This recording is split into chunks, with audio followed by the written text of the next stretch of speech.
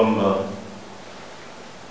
Mbote. Na biso so tokuta biso na pourquoi lelo na cadre émission na bino bolingana mingi question publique oyo et à Kapeme na bino pour na bino basango ebele. Vous étiez très nombreux il y a combien d'abisso la semaine passée nini émission les kaki par rapport à l'actualité et na pourquoi lelo de même bien sous Masola Kitoko pour comprendre comment le dossier il y a journaliste Nabino Peter Ntiani Nenge Ezoleka na kati émission et puis Nenge ba journaliste ba Tambulaki mingi apona ko senga était justice et Wabongo ko salama na kati il y a écolo Nabiso la deuxième partie il y a émission Nabiso tous avons na masolo na mboka professeur Paul Chulumbu Wazali Bongo porte-parole, il y a IDPS, te poser ma question sans tabou. Au Makamutali, mon diplôme, il y a mon amour qui a fait Tshisekedi, au Makamutali, Kabunda, Tokabanda, on a GB, Nyon Soana, Nenge, Boubenga Kabiso, Nenge, Bosenga Nabiso, te poser ma question, Nabande Kutukuta Nabango, te poser qui, ma question Nyon Soana, Bougouzomo, Nakati Yamaso Nabiso, il y a pourquoi le talent a beaucoup c'est. Maïka biloto kabona to bana koso na chance loko pamba na moko la biso to monde ni campagne électorale et comme bongo kotoka mais to ka pena bien pour atala ngambo ya FCC ba candidat baza kolela mbongo ezeli maté ya campagne to ba minité to na ndenge ni ba journaliste ba tambolaki ba komaki na primature ba kutanaki na ba conseiller Nadir Taber, il y a mon amour à Chibala, et puis, dans le Biso, mon amour à Eliezer Tamoué, après ça, il m'a le bas, nous sommes de maintenant. Jani, libéré, Jani, libéré, Jani, libéré, Jani, libéré, libéré, Jani, libéré, Jani, libéré, Jani, libéré, Jani, libéré, Jani, libéré, Jani, libéré, Jani, libéré.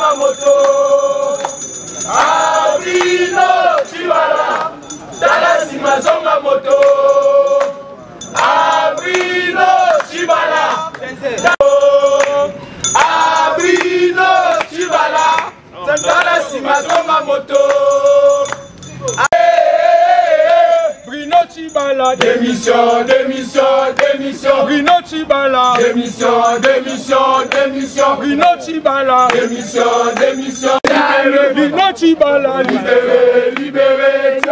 Libéré, Bruno Chibala. Libéré,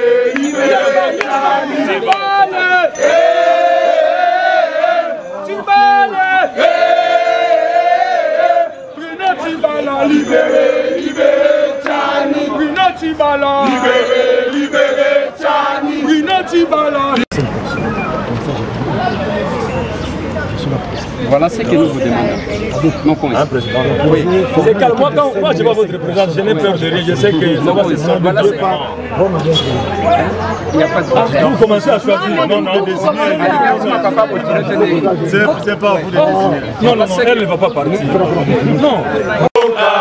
Chaniye, Azamwana Yamboka, Chaniye, oh Papa Linete, Titela Biso, Chaniye, Azamwana Yamboka, Chaniye, Azamwana Yamboka, Chaniye, oh Papa Chibala, Titela Biso, Chaniye, Azamwana Yamboka, Chaniye, Azamwana Yamboka, Chaniye.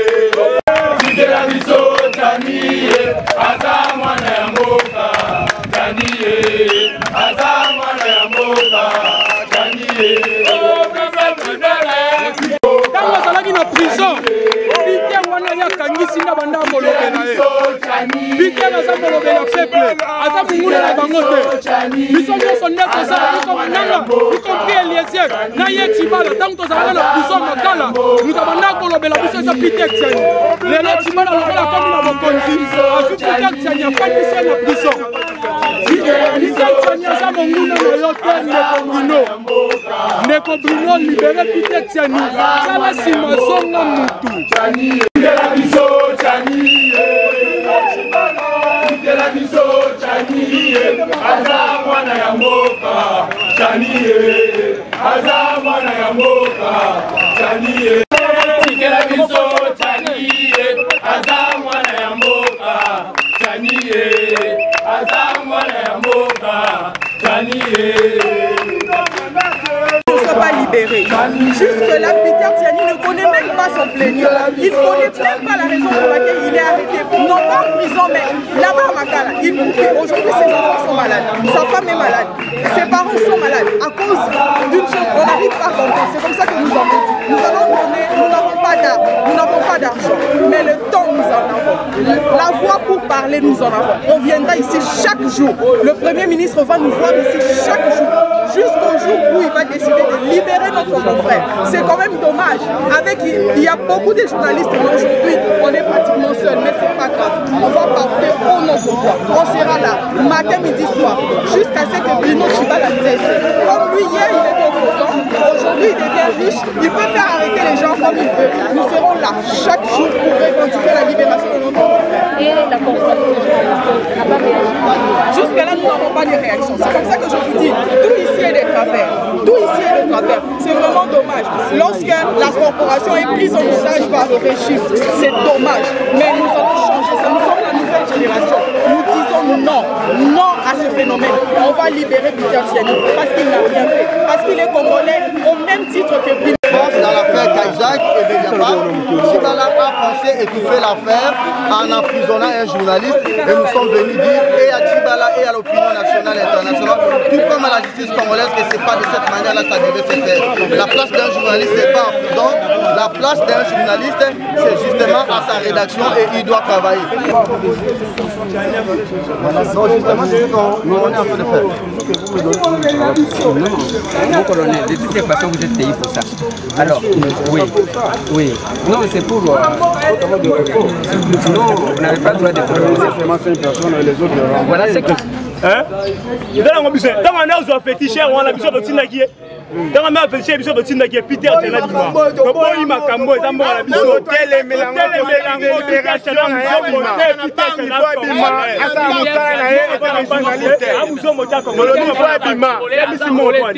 Bangolais, bazoboma ba Congolais, bazokanga bangolais.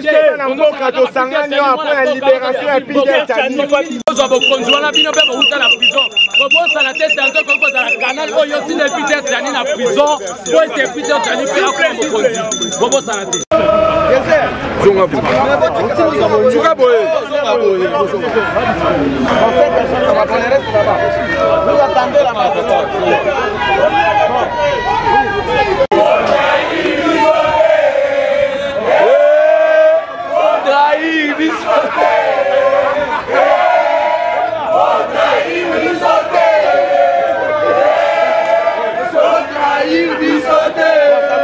Là-bas. Ok, ça va,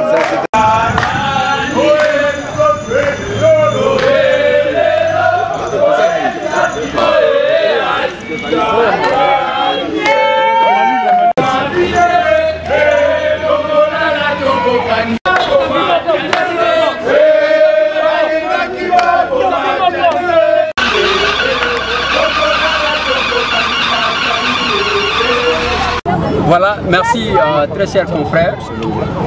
Nous venons d'être reçus par l'édit cabal de M. Bruno Tshibala qui nous a dit que l'affaire de Peter Tiani c'était une affaire privée et qui n'engage pas la qualité de M. Tshibala en tant que Premier ministre, d'où il fallait que ça soit traité aussi en privé. Ils étaient, je crois, à 4. Oui. Ils ont confirmé l'information la plus importante et qu'ils ont confirmé que c'est Tshibala qui est plaignant et son fils Blanchard Tchibala, qui ont porté plainte contre notre confrère Peter Tiani. D'où ils nous ont promis d'échanger avec M. Bruno Tchibala et ensuite nous rappeler. Dès qu'on aura cet appel-là, on ne manquera pas de vous appeler pour vous faire rapport. Au besoin, nous irons ensemble comme d'habitude, cette fois-là, rencontrer M. Bruno Tchibala dans son bureau privé. La première chose, il faut que nous vous disions grandement merci pour avoir répondu à cet appel. Je vous ai toujours dit l'anecdote de Porc-Épic. Ne pensez pas que cette affaire concerne un seul journaliste. Demain, après-demain, ça sera vous. C'est ainsi que nous vous demanderions de rester solidaires pour toutes les actions que nous allons mener jusque si notre confrère n'est pas libéré. Si l'affaire est fixée par devant le tribunal, nous allons descendre jusque chez lui à la maison où le crime se serait déroulé. Et vous allez voir, et les oncles et les autres. Et aujourd'hui, il peut être imaginable de considérer pourquoi les enfants Tchibala sont en campagne, c'est éventuellement avec cet argent qui a été détourné. Ainsi, restez attentifs à tout ce que nous allons programmer comme action dans le cadre de la libération de notre confrère Peter Tiani, à qui nous lançons, parce qu'il nous suit, beaucoup de courage. Nous sommes ensemble, nous n'allons pas mourir, nous nous battrons pour la liberté de la presse dans notre pays. Notre délégation a été reçue, mais ce qui a été dit, que Tchibala doit appeler la délégation de la défense de Peter Tiani, la libération de Peter Tiani. Si cela n'est pas fait dans 72 heures, nous allons revenir encore, soit dans la maison de Tchibala, soit encore la primature, soit encore plus au palais du peuple, pour demander à ces députés, même s'ils sont illégaux et légitimes, le Premier ministre doit transformer la maison privée du Premier ministre, une banque. C'est inconcevable.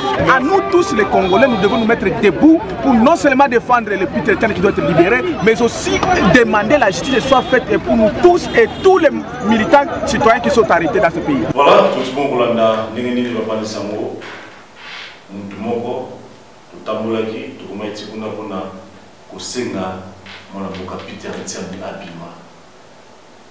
Manduko wazo kuiba bambongo wazo tambula. Mais manduko yo, baosa musana babondenge sengeli, basa na prison. Tout le monde va candidat Moussouaro va beaucoup pembe.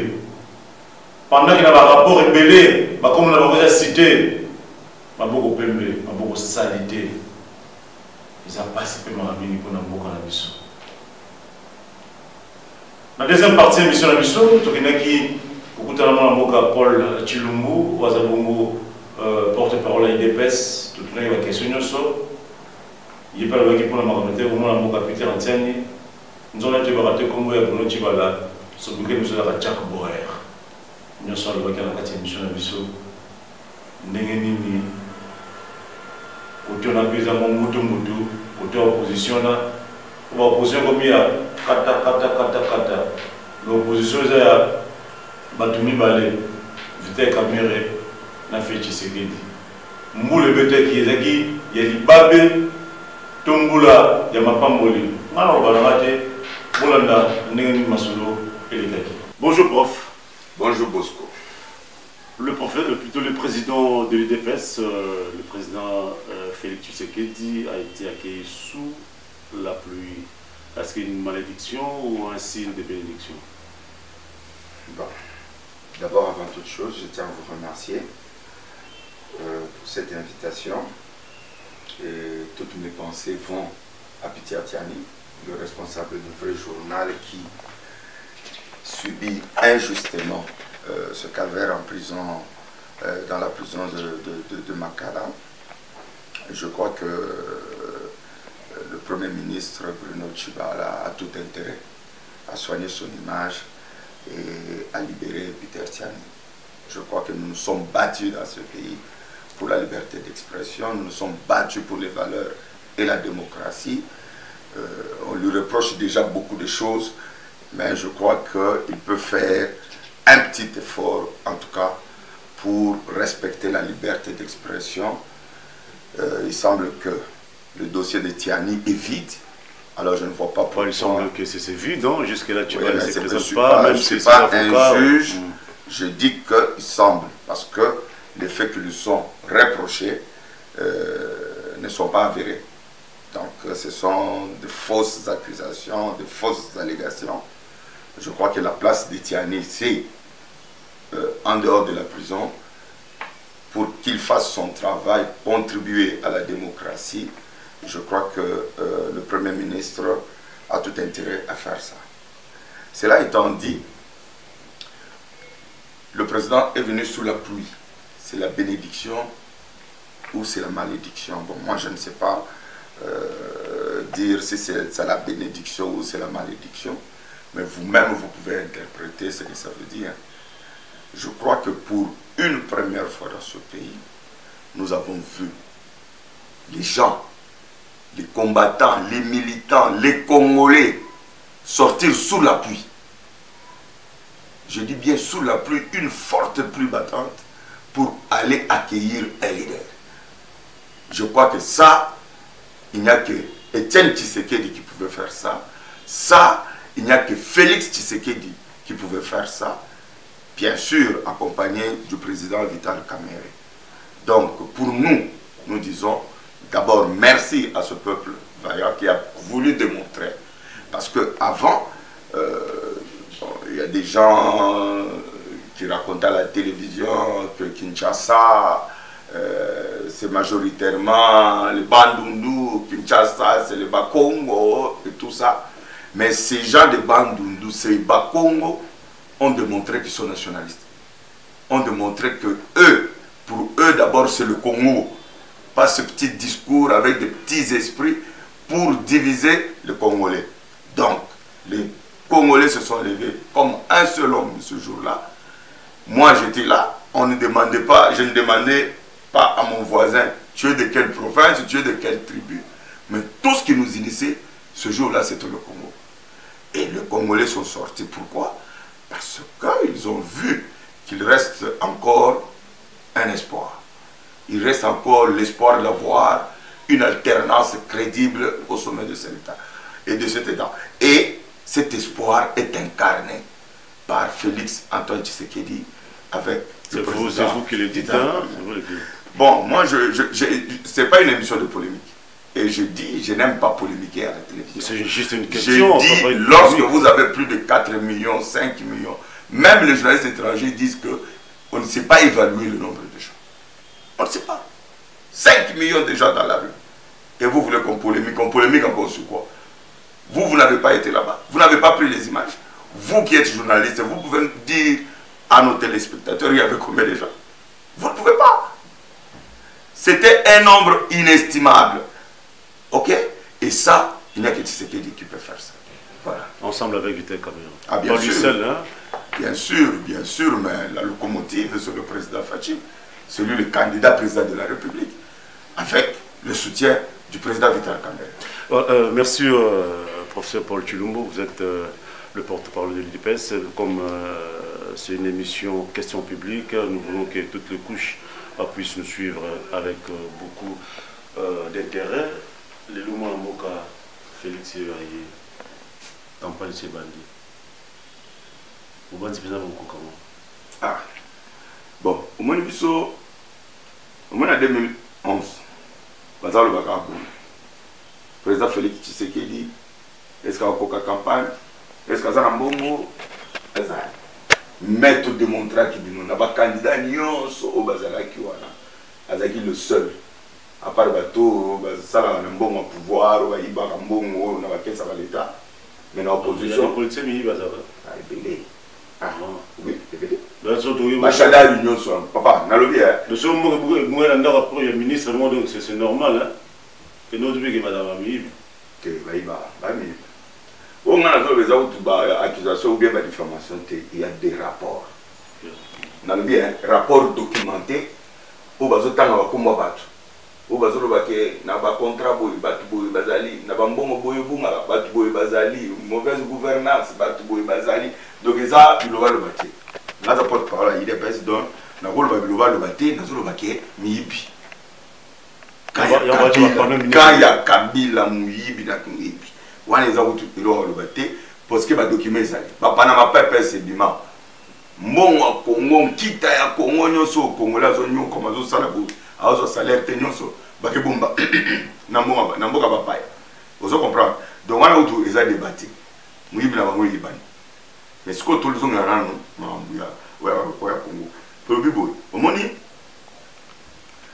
UDPS nazo bana na UDPS parce que to komi UDPS INC mais toi na UDPS oyebi que UDPS c'est un grand parti et c'est un parti très structuré dans moi la CNI au moins Congo mobimba IDPS azana ba fédération na le bien Congo mobimba tous ça ba fédération tous ça ba section tous ça ba cellule donc partout n'est tous ba boy campagne ya président Félix Ezotoka déjà so qui na Bagata okuta ba drapeau IDPS aucun na Fizi okuta ba drapeau IDPS aucun na Ituri okuta déjà ba drapeau IDPS ça veut dire que biso parti déjà nous devons battre campagne pour un candidat.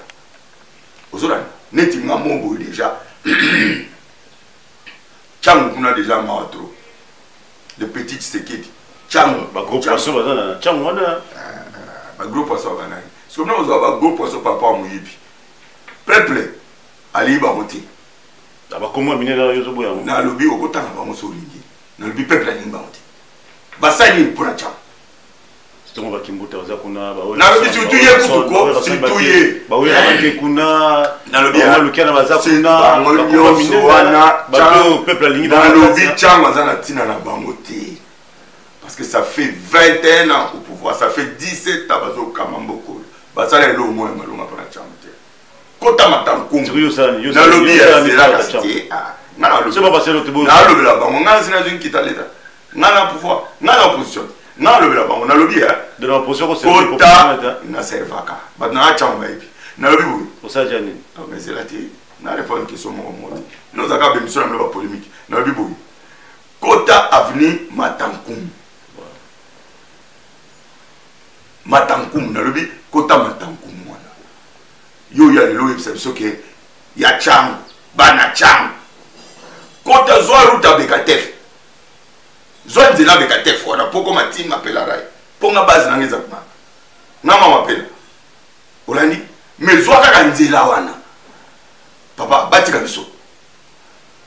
biso tala biso bana changu biso to na changu biso to lingi changu batika biso bana changu ba voter biso et puis nous allons montrer la différence muto yo sali benda pouvoir oye na 2011 au cause que on ngaza mwana changu na za mwana mapela ba voter yo papa donc Kishasa oyo yo benda na zolo ba yo za gouverneur ya Kishasa donc Kishasa ezaka ya bana kini mbongo nyonso bana kini bobongisi matonge po boye na olia bakamundele kuna na olia misunya tabakuna changu ata nzela moko bosalite siko bozoya ba voter bino lisusu siko professeur Paul ba bazo ba biso to lobi bakende ba baza bata gombe kuna fa ba ke ko tshaba candidature na bana gombe kuna batika biso to kobongisa changu za biso voilà mais changu za rata Kishasa oui mais za rata Kishasa ba bazo bokonzi bazo ko sabana changu ke to za bana changu mais ata barabara mo basalati siko bino procès Paul Chilombo opposition pe bozana mbongo te to le monde ba pano minene bo télémission abu mbongo ne bino na bien opposition tant ba to zana mbongo te za mbongo ya l'état pour to zana possibilité ya ko yibate no webe ke biso IDPS d'abord to vivre na ba contribution ba membre na so ba père sultan ne za ka wa ba global ba na bino wa ba global ba na bino to futi caution kuna o to futaki kuna ya ba candidat to dépenser sur 700 000 sur 800 000 dollars wana bien de pesa biso ya on a zolo bati congolais boke kuna problème exact papa premier OK pas là Congola mawa ba Congo ya pas si pena ya pas pour la pano yo boy to ki na lobby s'il vous plaît to yo ki pe ki ba otso buba bino aboye peut-être comme receveur no que non ala ba partenaire à minene et tout ça mais les autres comme le rapé bon moi mbongo zemo na te tout ça au monde to ke malem na biki bino olinga ni so polémique olinga biloba wana to ki na malem to répondre pour ko éclairer opinion to limite bo banda wa blo na ba talk swana ba ni olandi ticket la biso na président Vital Kamerhe za ya mambo te oui le président Vital la te papa yo za quand même yo mama ya bota ba kango boyo komolo baloba na lobi boyi tika mibalo yo za journaliste et ba kanga oté poser pas question bien casité pour nous ça la réputation de oh nous ça la ba diffamation na bi que to yo ki yo da journaliste to yo ke pa na to to la population na le source no na population to ki ah o lu ka population no me ba population to ki yo le éclairer biso na point là kanga la répondre voilà na le bibo Union nationale président Vital et ça solo na pour bateau ba na yamba ba wana to pesa ba mo infranté aux Hollande Union nationale président Vital et ça union moko stratégique pour peuple la Sengakia tant on to wuti na escroquerie wana ya Genève Hollande peuple la mal en dire lui mais bino déjà bino mi ba les goza plus de 50%. Il y a électorat il y a Congo mobimba mais bon ça mourir pour bon ça mourir pour bon que ne connaît pas frapper wana d'abord va frapper bino va sali bino va j'ai ya mundele ba yimba botra bino ba parti na bino ba sali ko pa moko ba comme président et ça le déclic ça le bon déclic ba ah papa moi bateau ba nga ba zo ba so to sanga congolais alingi to sanga poto zala crédible na misu na bango plutôt bumisa kawana plutôt au pouvoir ya peuple Hollande uniquement pour ça ba partenaire ya mama bambongo ba campagne ba ko yana bango pour attendre na lobi basali na lobi basali boye ba constitution na avion mon avion so candidat de l'opposition boya avion c'est au moins ezali to c'est la ba battre campagne à l'américaine biso beta to la mama bazo boya avion ah bazo boya avion kita ah bon campagne za avion campagne za avion moi ça mon nena na lobi campagne za avion na bino conseil campagne za avion bon so conseil za pour l'année tout ça nini avion monsieur candidat unique de l'opposition biso ba to Félix biso ba to misaka yo no binza no sala ba na lobi yo sala ga no boye ba ko sa ba montage na bino yo no misala ka on va remonter 2000 procès na lobi bino ne ba tege ngana lobi ha to tika polémique to sur le makam au Congo voilà comment est-ce que Félix Tshisekedi a encore sillonné RDC Atambula Congo Atambula mardi déjà tout en Goma yo mo mona na bien mardi oyo Félix Tshisekedi Vital Kamerhe bazo kitana Goma Olanda bilili okomona so lingi pe na ko tope na délégation ke te vous en bon te ko ce sont ah papa ngai ya biloko ya mbongo elo ba ke sala makele le poza na mbongo na mboko il faut yiba etalbino na ebsibino ke okotala ba image Olanda to sala tourner to kotambola ko mo ko to ba déjà ça c'est quoi. Mais d'aucuns pensent que Félix est le plus crédible, Vital Kamerhe, contre le Bakoutouté, coalition wana, Lisanga wana, c'est Lisanga wana très très, bateau, au moins il y a beaucoup, bateau, basali, bateau Genève, bateau baboaki ici, baboaki signature na bango. Bateau baza na sens ya respect à parole de la signature de sangami banana boye bangwana olo ba mingi ko le rajouter invité na lobibu ah ce qui Félix Tshisekedi a crédibilité na mboka oyo na ya rosa crédible maboko pembe aibate abomate donc nalobi maboko pembe oyoka kwa tanga nalobate nalobi oza contradicteur na ngati nalobi oza contradicteur na ngati otuni question tika sisa donc siko bino oza bozongela kaka o arrêter ce dit papa au moins na mboka oyo webi ba accord de Lusaka webi musée Laurent Désiré Kabila président de la République atenaka signé ba accord de Lusaka Hollande tango a signé ba accord wana tango azongi na Kinshasa atala le balekeli Congo musée a retiré signature nazo ba président de la République na moko wa eza histoire et salama na Cameroun et salama na Japon te musée a retiré signature et puis a congédié même que tout le Massiré Ozolanda donc makamwana eza et un tuyau oyebi bien et puis na yebi que yo tamso ba mega ko tenter ba frapper na ba to ba sala ba faux dollar sans opérer de confiance va profiter de la confiance nos pays bango pour ba escroquer yo Et après, tu te rends compte que, effectivement, Massa Oyo, ou bien Massa Oyo, Bangaba escroqué au Sani. Donc, on a signé qui, Natika Gaba escroqué, mon angé, Bazo parti, Nabajé. Oh, Basala c'est responsable. Vous comprenez, c'est responsable parce que les amis là n'ont pas été sincères. Yozo qui ne bitumba. Aux acteurs, on a un candidat Mibali. Aujourd'hui, président Fayou. Aujourd'hui, président Félix Tshisekedi. Sondage au Basalaki. Bisous à tout ça, il était président. Il était plutôt là, tout le monde a un sondage. Félix a à peu près 36%. C'est-à-dire 40% les Guinéens Chadaï. Pour Chadaï, il y en a 16. Yamoubi qui bon. Tu as accompagné sur le régime Kabila. Tu as accompagné la mairie. Ah, ça va. Bisso, tu les vas que option qui n'avait pour ça marcher. Mais tu as à disposition. Bah témoin. Parce qu'il faut tout ça la surveillance électorale. Ah, prof. Comment vous avez témoin partout? Ah, papa. Comme le est banni. Comme président qui vous accompagner le régime en place, élection Salami, Chadar a mis président, vous contestez les résultats, après vous avez Bino, vous avez au moins Bino va schéma dans Bino. Bozila, Facha ma président. Bouyuka Lokito. Na machine à voter. Na lobby, Facha ma président Mboka. Bouyuka Lokito. Ba schéma na Bino na ozolobo, Chadar soki premier ministre soki toi na traîner on te pour yo yebi ki Facha boya primature. Aboya on va les belé. Ma mokoté. Na lobby ma mokoté aboya. Na comprendre le rôle. Ce qu'on a fait d'après son bac raison. Pour vrai qu'il est vrai. Yo so time comme on a été au là. Vrai dauphin à Kabila, ça Chadar était. Fa yem ta sala ba déclaration pour tala. Na lobby tikila ma polémique wana. Yem ta zaïdo fa Kabila. Alba qui vrai dauphin Kabila. Mutala ba ke ba kosela Kabila ma muna.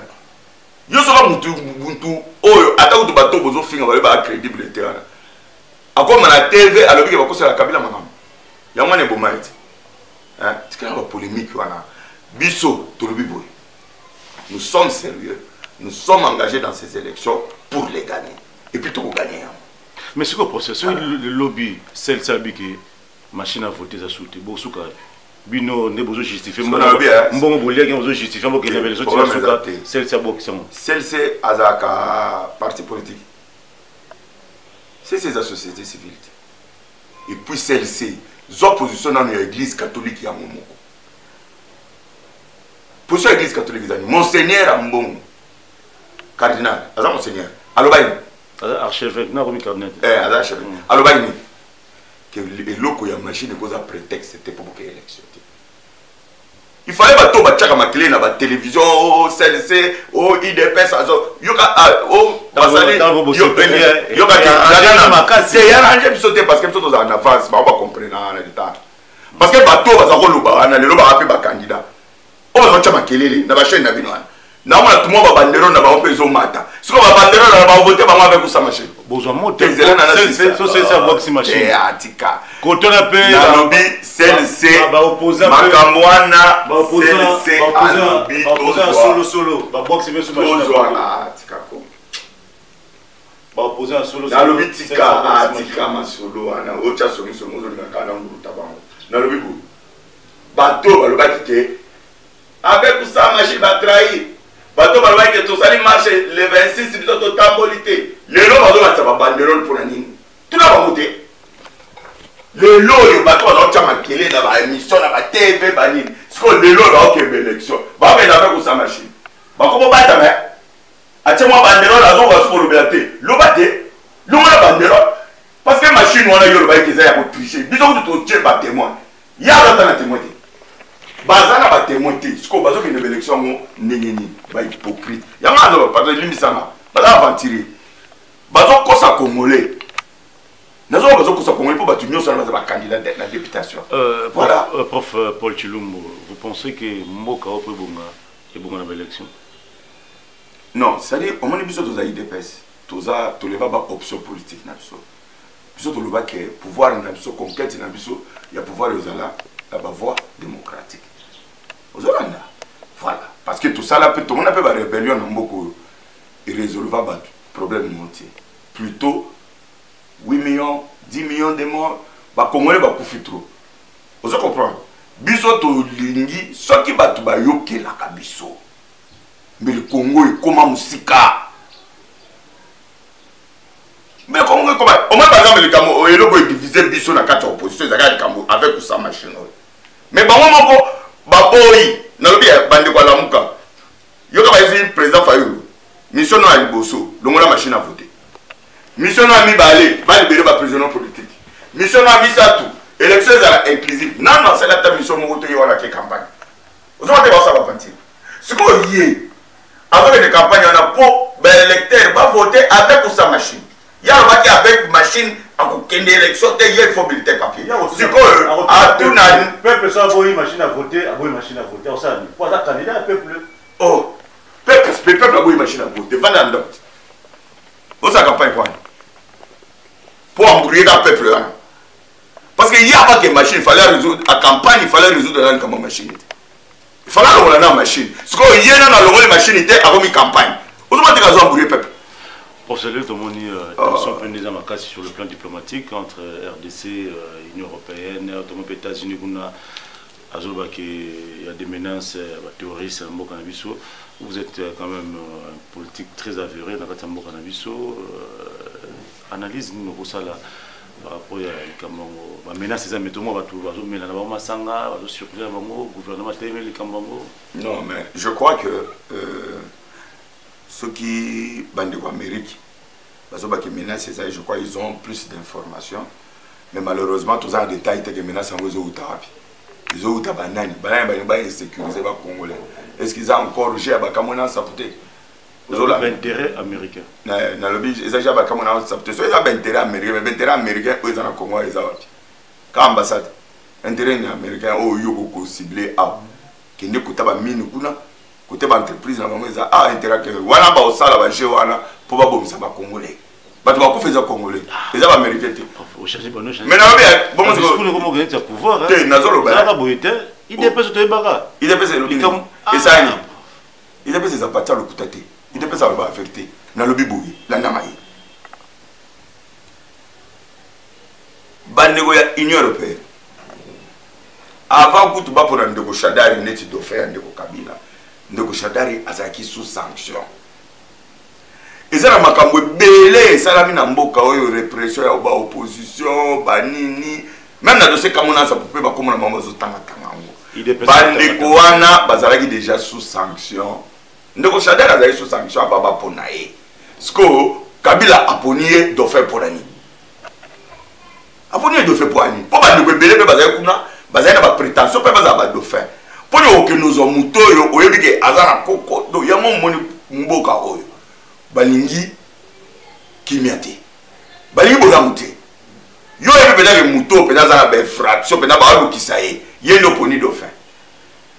Et puis, tata on a fait, zana on a simana, bah il dit que na muto na place mon côté. Yo on a président, aza sous sanction.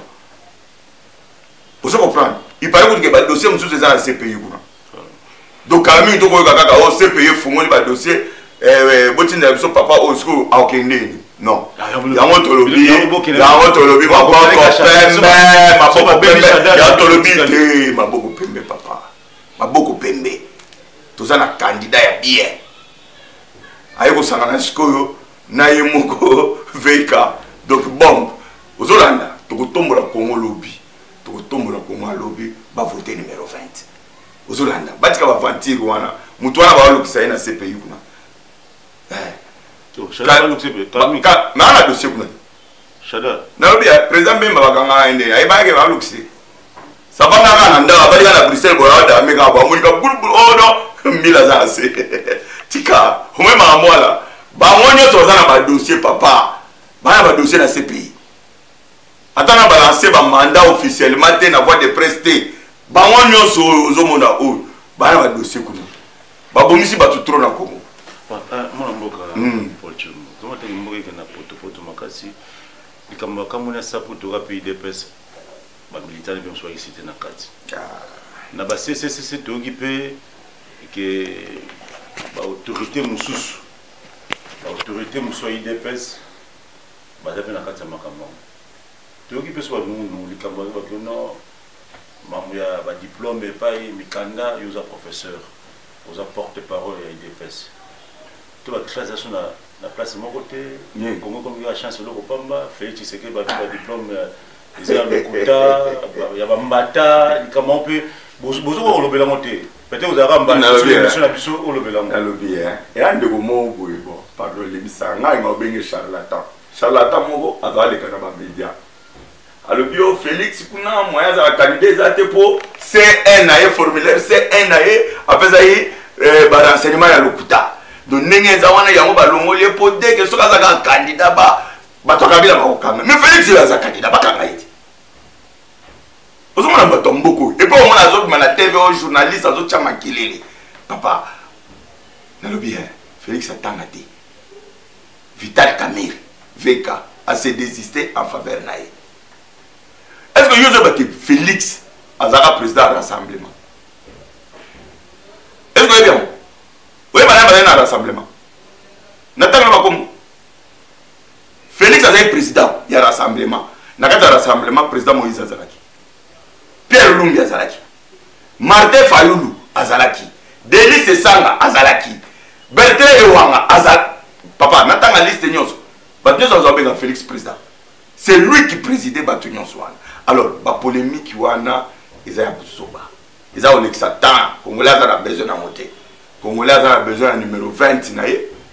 À Tchélier Lokasa, tous les VK Premier ministre, tout tombe le Congo. Bomone ligne pour vivre dans le Congo, bandeko bagenda ba Luanda, bagenda ba Brazza, banini, ba tikali awa totonga Congo. Nous avons tout pour rebâtir, reconstruire ce pays. Ce qui nous manque, ce sont des dirigeants qui aiment ce pays. Des dirigeants qui aiment ce pays. Ce sont des affairistes. Ils n'aiment pas le Congo.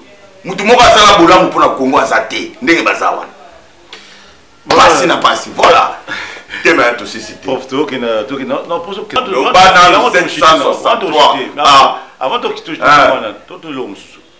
pour le Cameroun, la population de retourner à Bino. Tuna. Moi, je sais que des pas mini à l'autre bon, Babil Kamusu sur la secrétaire Kaboun.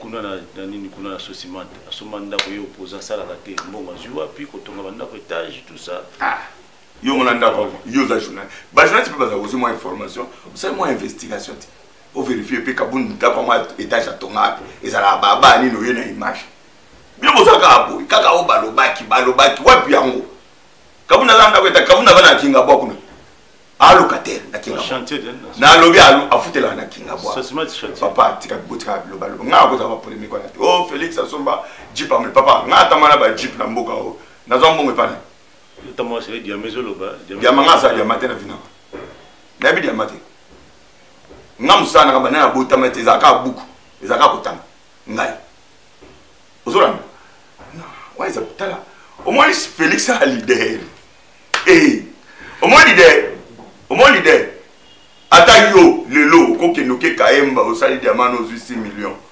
oui peut-être 10% au petit Félix président yango a sani abele on a micro le bio tala partenaire mo voyez après 600 000 $.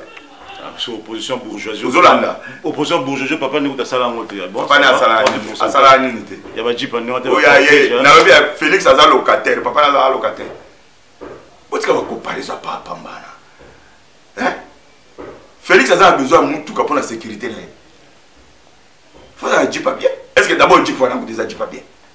Il va dire pas bien. Ouais, ça dit pas bien. Ah, papa, botti comme le koana. Hein?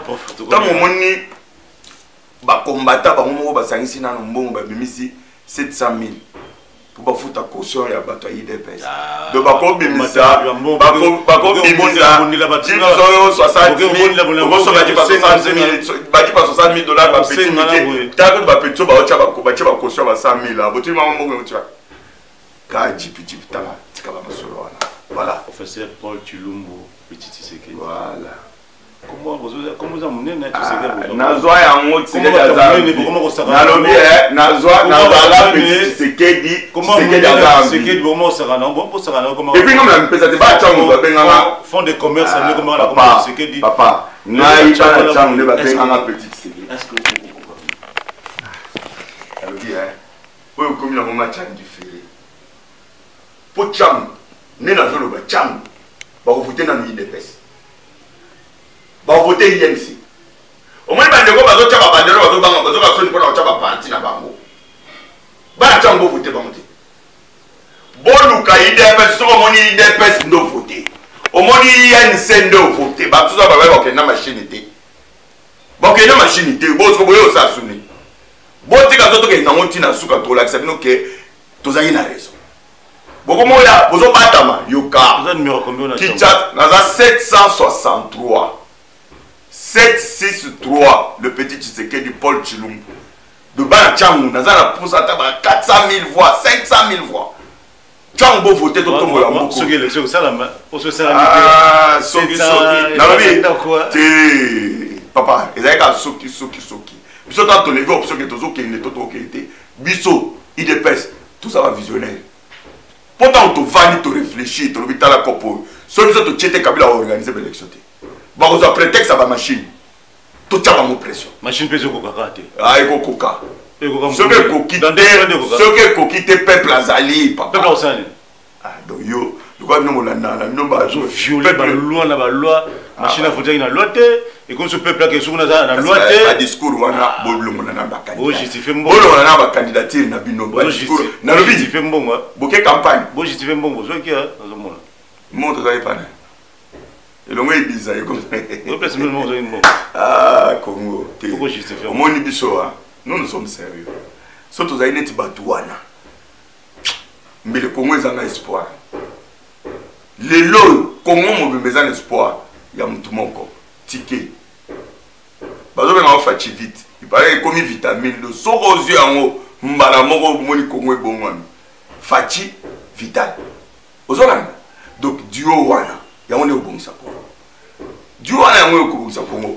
Bande ko mususu wana bazo brûler congolais, otoke na machine té, otoke campagne, moi ba bandero la mike na nzela, byo lobi ke boke na machine té, bocha ba bandero su point. Natanga ba komona ba. Natanga ba na ba congolais vote ba. Et ya ba lobi ateza. Na caméra ko petit Tshisekedi. So atanga raté. On a vu yanki mongo donc. Il y a un porte-parole pour ça, la casquette du professeur de la mystique. Il y a un peu comment on a moi, banda bo mwana lingana ngana kola na moya moyo. Na mona kisasa. Uzolanda. Ngana kola na cham, na kola na beta bill na cham, na beta kicker, na beta zobolomitif, na beta dame. Zobolomitif. Zobolomitif ko. Na grand canet. Mais chasse biso tozona papa na biso kotama mo classe, alors ça kanate.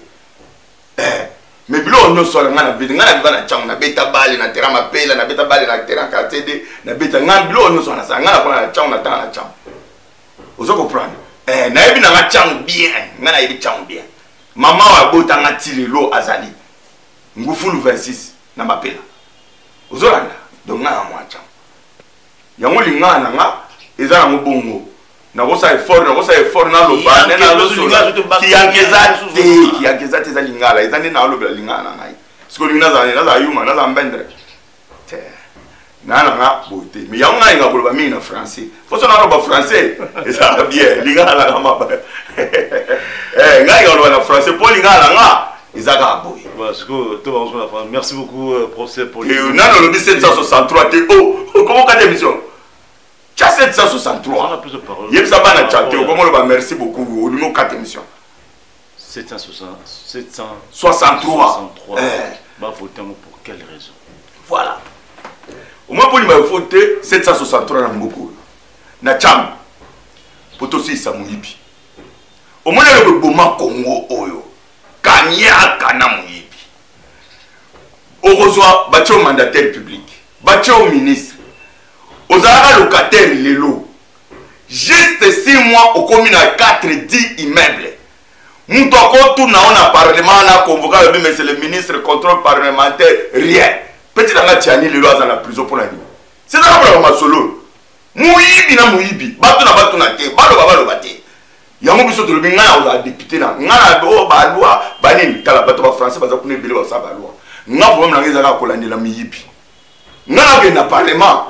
Pour le contrôle parlementaire. Nga muibi, nga baluka ka ba dossier muibi. Soki yo za o journaliste o nani oza na dossier muibi yana. Ozolanda. Biso to kopesa exemple, il y a bonne gouvernance na mboka o. oyebi to bendio na parlement ozu chicote auquel remplacer Peter Tiani. Po ba innocent ne baza kuna. Miyibi ne baza rouler na ba cortège. Est-ce que nous sommes dans le sens? Yo akangi ba mono mbongo soki na monda kuna yo ko za banki te. Ozaka nini te. Procureur général oleko kaka Tiani. Est-ce que vous avez notamment investigation de lobby mais papa, yo mbongo ebele maman bazo le besoin ya solo te za lokuta. Intimidation sur intimidation. Au Kangi, petit abattu innocent, père de famille, moi, c'est n'a bazo kemba. Allez, au tien la prison pour yo, comme papa n'a vous allez ministre, tu vas botter au ministre, tu vas botter au premier ministre. On a vu là, Jack Bauer, nous avons vu vieux Jack. Vieux Jack. Tu vas naï, tu vas avoir la simana. Vous allez vieux Toyebi, libérer Peter Tiani. Vous comprenez? Libérer Peter Tiani. Pouvoir ici la vie. Pouvoir ici la car. Hein? Pouvoir ici la car. Libérer Peter Tiani. On a le Moussa dans la. Donc, dans le Parlement, ils ont qu'à pour traquer Miyibi en Boka. Parce que. On a passé le mot, ça. On a tout. Bateau, candidat, on a jeté un pont, ça va là. Est-ce que Moussa prenait un candidat député en c'est bon. Les périodes de campagne, nous avons ça les locaux. Soit ils ont moins besoin. Ils ont bon l'État, ils ont Mouyibité. Pour tout vendre qui a, ils ont ça l'État normalement tu fais ça là. Il y a André qui mouta, on est ça il faut ça là. Il y a moi là. Kobom ça va tankum. Kobom sanzela bekatef. Ozoka. Ko ya sote ko bala chang to boy ba bloquer ba théâtre na to boya. Ozola. Donc ngai na lobby. Et là que bomi Congo c'est la corruption. Et là que bomi Congo c'est la impunité. On a des bras séculiers donc ba pilier au isimbi régime à Kabila ya mwana. Muyibi na impunité. Alors biso ta besoin na parlement. Et ça justement pour notre kangana nous hémorragie wana. Voilà. Merci beaucoup Paul. 763. 763 Kobo Santé, candidat du peuple. Tchang 763. Allez, merci beaucoup. Voilà, commentaire au Sagate, Billy Moro Bolandi m'a posé ma question sur au Sénat Ngaï. Pour pas la question publique, Taboué a raté. Tokoloba. Pour Moussa Josandé à Koloba. Et il va négocier la mission depuis président central de Makala, le président Moté, courage et bleu. Mais vous voyez, Ming Bouzana, beaucoup de prison, la gêne. Vous avez innocent. Mais quand la minute, ce qu'on a qui tata, ce qu'on a qui mouille, vous savez, le régime est le kaki, le gouvernement est le kaki, au côté de ce qu'on a qui tata. Et vous avez nini. Courage à ma papa, vous allez à ta prison et vous allez innocent. Moral n'a pas mot, ils sont tranquilles, de soutenir nous. Il y a un vigara. Pourquoi ta prison qui t'attend pour la mabou salaki et vous allez. Merci beaucoup. Nous avons confiance. Vous continuez toujours comme ça la mission Tokolo Babo, RDC et comme le voit full Moko. Mboula soke beti na bazalo utamula ba avenue Rwakadim autant le couloir salité solo tout ça ils ont reflété l'image RDC et c'est là ça qui venait que le temps à madame Mouté manzia les arobé ba micro transport comme il passe ils ont reflété ben n'engé pas c'est la partie il y a vu na biso tout ce solo. Música.